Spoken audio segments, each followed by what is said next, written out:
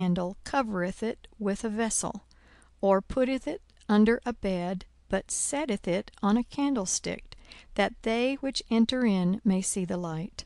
For nothing is secret that shall not be made manifest, neither anything hid that shall not be known and come abroad. Take heed therefore how ye hear, for whosoever hath, to him shall be given, and whosoever hath not, from him shall be taken even that which he seemeth to have. Then came to him his mother and his brethren, and could not come at him for the press. And it was told him by certain which said, Thy mother and thy brethren stand without, desiring to see thee. And he answered and said unto them, My mother and my brethren are these which hear the word of God and do it. Now it came to pass on a certain day that he went into a ship with his disciples, and he said unto them, Let us go over unto the other side of the lake. And they launched forth.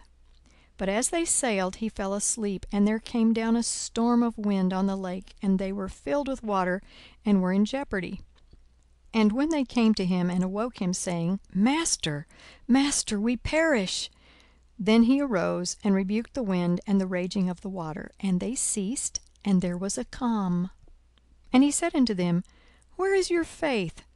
And they, being afraid, wondered, saying one to another, What manner of man is this? For he commandeth even the winds and water, and they obey him.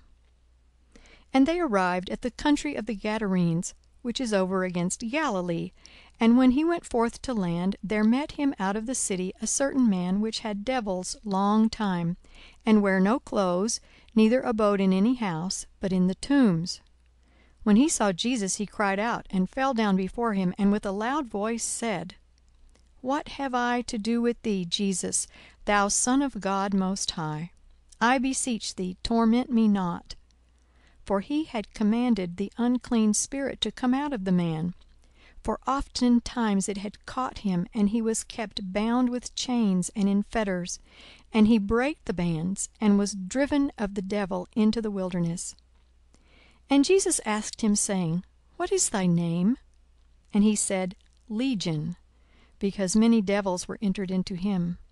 And they besought him that he would not command them to go out into the deep. And there was there an herd of many swine feeding on the mountain.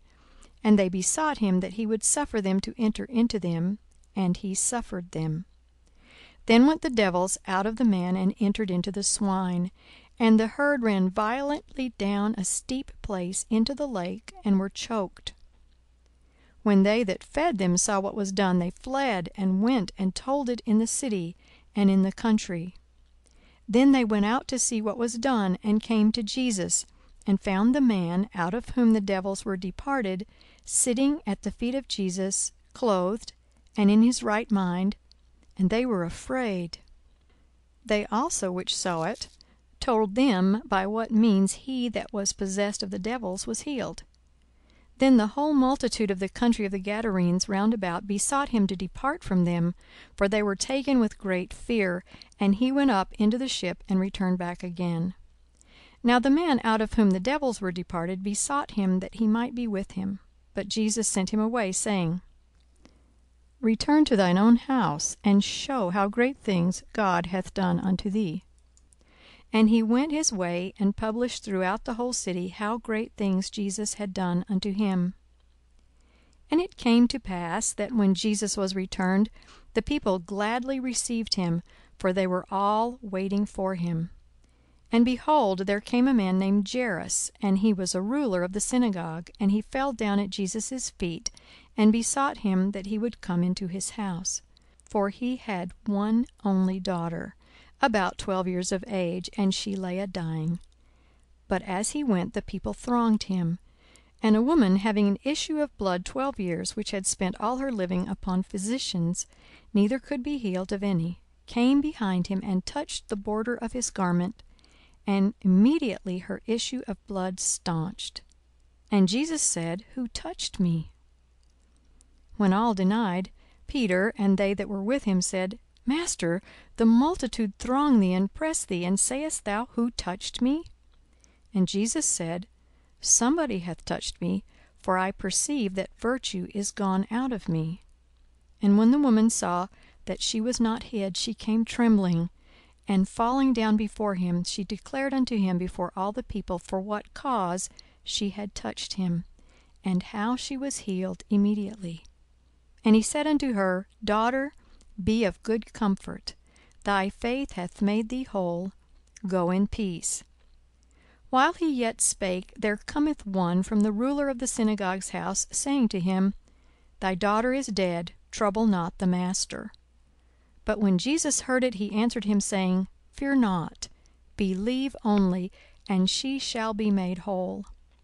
And when he came into the house, he suffered no man to go in, save Peter and James and John, and the father and the mother of the maiden. And all wept and bewailed her. But he said, Weep not, she is not dead, but sleepeth. And they laughed him to scorn, knowing that she was dead.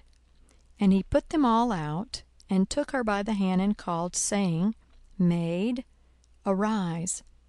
And her spirit came again, and she arose straightway, and he commanded to give her meat.